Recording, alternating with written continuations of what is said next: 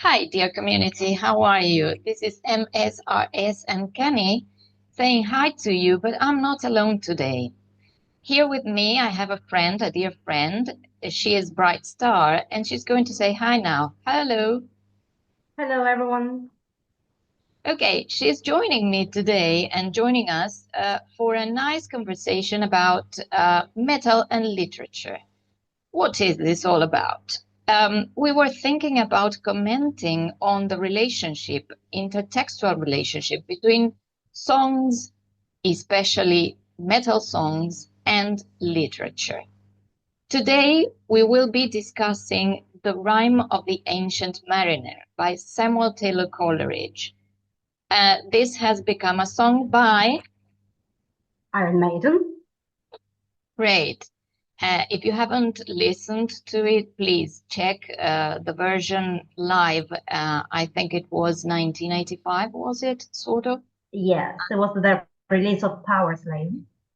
Right, And it's not a song that they usually play live. They did it back then when it was first released, but it's really long song, so they don't usually play it live. right. And the great thing about this version of the song is that Bruce Dickinson provides an introduction in order to help the audience understand what the song is about, etc. So today we are going to begin by discussing probably the origins of the song and the author. The author is Samuel Taylor Coleridge, and he lived between 1772 and 1834. And he was a romantic poet. Um, if we are to discuss what Romanticism was, it was a movement which went against Enlightenment. And it was a movement which thought of human beings as a complex concoction of feelings, states of mind, and emotions. Therefore, whenever they wrote something, and we can also mention Shelley and Mary Shelley, among others, they tried to express whatever they wanted to say in a way which made an emphasis on feelings, altered states of mind, and many, many uncanny events. And The Ancient Mariner is also an expression of this. So, Bright Star? Yeah, so I was thinking about the fact that this is a very intertextual content. Yes, and as you very well said, we have to consider that um, while we usually think of the Romantics as this group of male poets, we also have Mary Shelley there, daughter of Godwin and of Mary Wollstonecraft, who wrote the first feminist manifesto in English. Yes, and Mary Shelley, who was a contemporary of Coleridge, wrote Frankenstein, and there we have a direct reference to the Ancient Mariner. Yes, for those of you who have not read Frankenstein, which we highly recommend, um, we have, apart from Frankenstein, which is not the monster as people usually think, but the creator, we have a narrator. And the narrator makes a reference to the national poets that he has read. Yes, and he refers to the Ancient Mariner. I quote, I have often attributed my attachment to my passionate enthusiasm for the dangerous mysteries of ocean to that production of the most imaginative of modern poets. Right, so later on, in a following letter, he actually quotes the Ancient Mariner, and I was thinking about this relationship because in the song by Iron Maiden, we have like a, let's say, a retelling of the poem, if we will. So it's the poem put in even simpler terms. Yes, but in the middle, we have direct quotations, right? So the lyrics are composed of, on the one hand, a retelling of the story that the poem narrates, and on the other hand, intertwined direct quotations, yes, which are not separated in the text. Like they're sort of inserted in. Right, yes, it's all one unit, right? If you have read the poem, you'll guess them, right? But it's also maybe a matter of how do we get to this, right? I don't know what I got to first. So yes, I probably heard the song on the radio when I was young, and then studied it at the teacher's training college, right? And I said, oh, this was Coleridge, not Bruce Dickinson, right? And we have to consider also that Bruce Dickinson, Iron Maiden's singer and leader, has a degree in history. So it's not coincidental that this band has lots of references, not only to literature, but also to historical events and to historical figures. So we should be reminding the audience that Great Britain has a history of ships sailing, traveling around the seas and around the world. And as Great Britain is composed of islands, it's only natural that they should relate to the seas in this way. And therefore, it is a direct consequence that poets and singers should write about and sing about this relationship, okay? Because it's, I mean, they depend on the seas for so many things that it's almost, I mean, a direct relationship they have with the seas. And the seas are a natural place, which is very mysterious and which has a lot of places that are so very deep and dark, and we will never get to see what lies in those places, that much of the idea of the superstitions sailors had comes from that problem, the problem we have with the sea and not getting to know what lies inside and what lies beneath. One of the items or the topics or the themes that the poem tackles is that mystery also comes in the way of a superstition related directly to the albatross. And the albatross is an animal, it's a bird who is thought of by the sailors as embodying the souls of lost sailors, dead sailors. So it's almost a sacred animal for sailors. It should be looked after, it should be respected and not destroyed, not harmed, so to say. But what is it that the persona in the Ancient Mariner does? Well, the persona in the Ancient Mariner kills the albatross, right? And that eventually, yes, becomes a burden, right? Because he has killed something sacred, and that is a bad omen, right? So he is forced, let's say, to live between inverted commas in a sort of limbo, let's say, right? Because he cannot die entirely, and he is condemned, he's doomed to retell his story over and over again, right?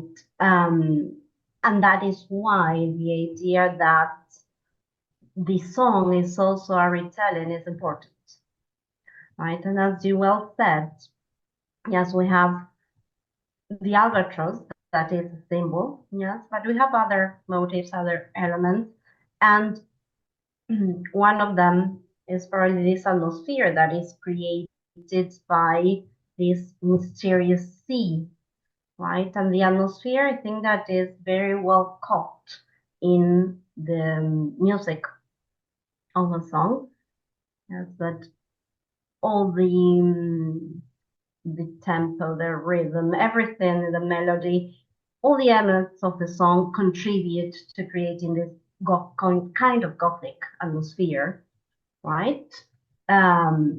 Which takes us to probably the idea of the supernatural, right?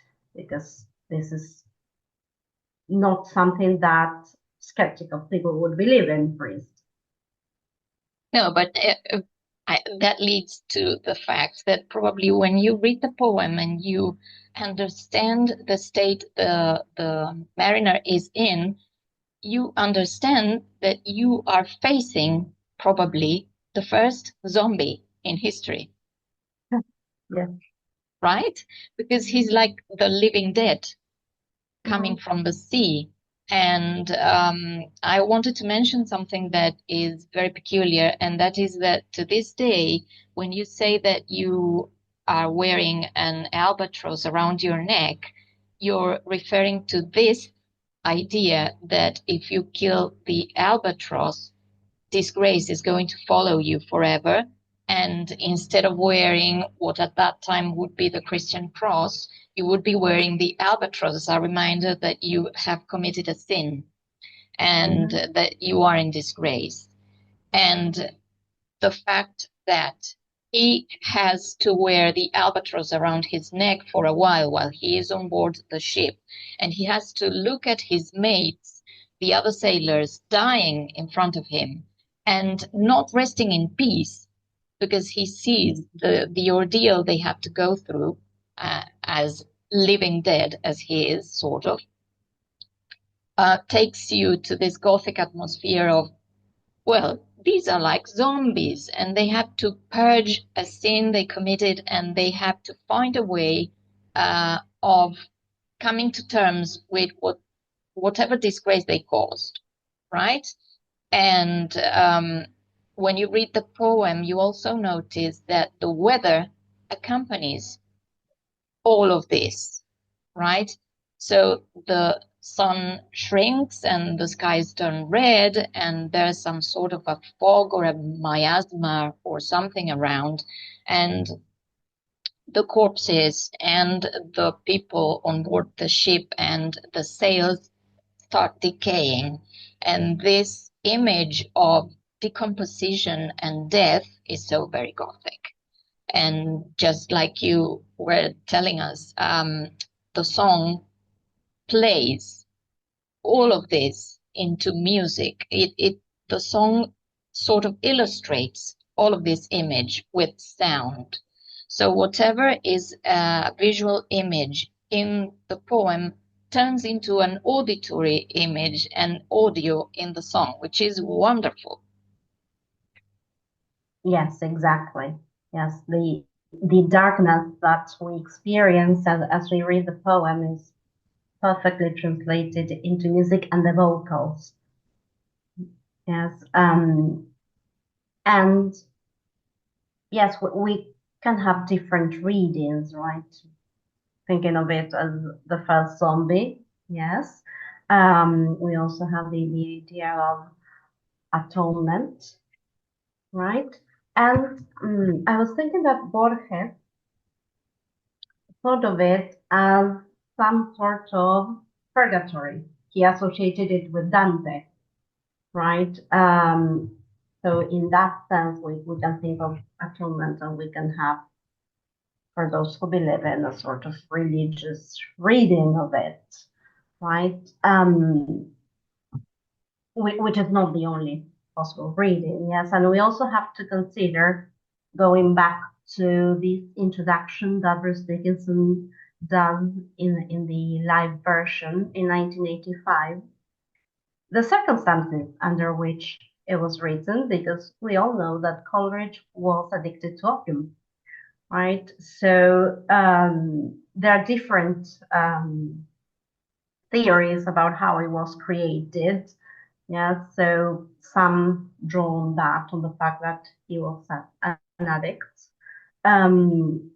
Others say that it has to do with some walks he did with Wordsworth, another Romantic poet, and Dorothy, his sister. Yes, and they even say that many of the things that Dorothy writes in her journals, right, about the walks with Coleridge can be matched with Coleridge's lyrics, right? So, of course, they will continue to be part of the mystery. Yes, all the circumstances actually were. Yes, but it's a possibility. And maybe we can think, going back to the beginning, to how we started with Frankenstein, about the idea of the Gothic figure of the wanderer, right? Because this is a person that carries that burden, but it's not that he's going anywhere specifically, right? She's just wandering and retelling his story over and over again, right? So the figure of the wanderer is also important. Yes, and this brings me to the fact that he is wandering about and he decides to get into a wedding. I mean, he's not going telling his story in a graveyard or where people are holding a funeral or anything. He goes to a wedding. And what would be the purpose of grabbing someone at a wedding, one of the assistants, and telling him everything he has been through? What would be the purpose of that? What do you make of it? Would it be because he wants that person to understand that there's not just bliss in life, that there's also disgrace and he should be careful? Or, I mean, is this a warning tale or what would it be? What do you make of it? Yes, I believe it is a sort of warning. Like this person is, in fact, in a hurry and at the beginning we know that this wedding guest is trying to get rid of the ancient mariner because he thinks he's a loom that's impeding him to enter the wedding, right? So yes, I think it is a kind of warning. Mm-hmm. Yes, and we also know part of this because we've been discussing the content, but it was also groundbreaking how he wrote the poem. I mean, the form of the poem, because it is a poem that's written in 7 parts, yes, but that have notes on the margin that gives us the context or clarify the verses, right? So we kind of make the whole story by reading both things, Mm-hmm. right? It's like a commented poem or sort of something like that. Yes. And I think it gives us the possibility also of reading it in different ways. Maybe it's like I tend to read like both ends. Like I read the notes on the margin and a couple of stanzas and so on and so forth. But I think you can also read like the whole of the notes on the margin and then all the verses, and you can come and go, right? So I think the form is also important, not only because of this, but also because of the theory behind this romantic poet, right? Because when they wrote the lyrical ballads with Wordsworth, they were advocating for poetry in a simpler language that was near to the language of ordinary men, right? So I think in that way, it's also important to think of how Iron Maiden even simplified it a bit more, right? So that this warning, this cautionary tale would be more popular and bringing Coleridge into the 20th century. Yes. And probably not just with heavy metal, which is a highly literary musical genre.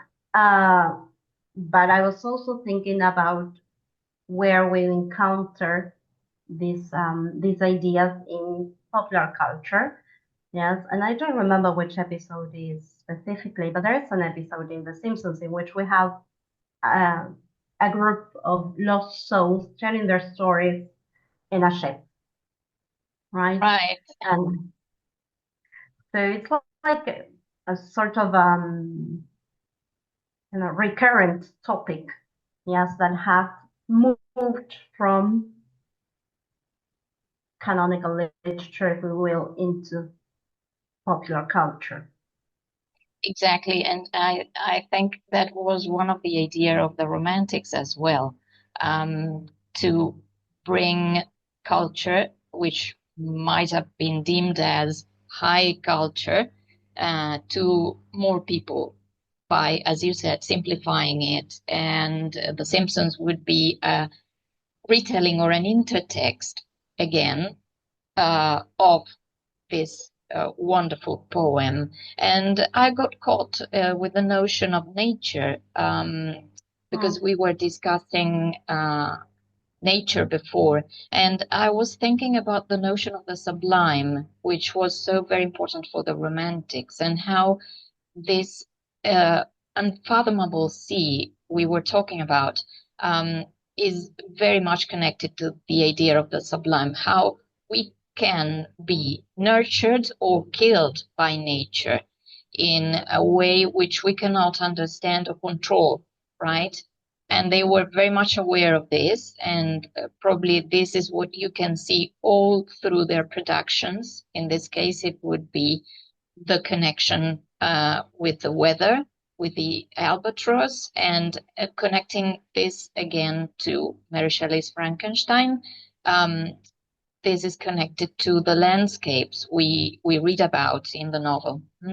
And also with the very nature of the creature, which is larger than life, and which is a creation of the embodiment of the Enlightenment, which was Victor Frankenstein, and the disaster that is brought about by him and his ideas.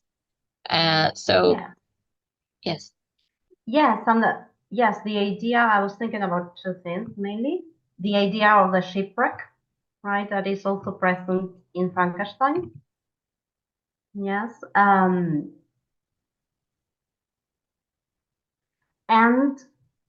on the other hand, Shelley's death itself, right? Not Mary, but Percy Shelley, who was drowned, right? So tragically enough, I mean, the Romantics had this very special connection to nature, which was present in the writings, but it was also present in their lives, right? In the Lake District and even to their deaths.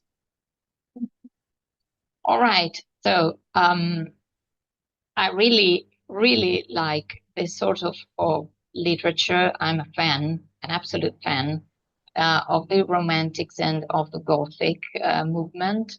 Well, everyone knows that. And I assume you enjoy reading this sort of literature too. So I am very glad you could join us today, and I'm very glad you accepted the invitation to discuss this topic. And well, I'm leaving you to finish the dialogue with whatever you want to say. Well, first of all, thank you very much for the invitation. It's been really fun. And I hope that our listeners can experience the same love we have for the Romantics. And if they haven't read the works that we have mentioned or listened to Iron Maiden, I hope that this gives them the push to start. Fantastic. So with all this being said, from Bright Star and MSRS Uncanny, we will be saying bye-bye. And let me remind you that you can leave any comments in the comment box below, as long as they are respectful comments, of course. And well, then you can subscribe to the channel and give us a like. So we will be meeting again soon. Bye-bye. Bye. If this video has been of any use to you and you liked it, consider subscribing to the channel. Thank you for watching.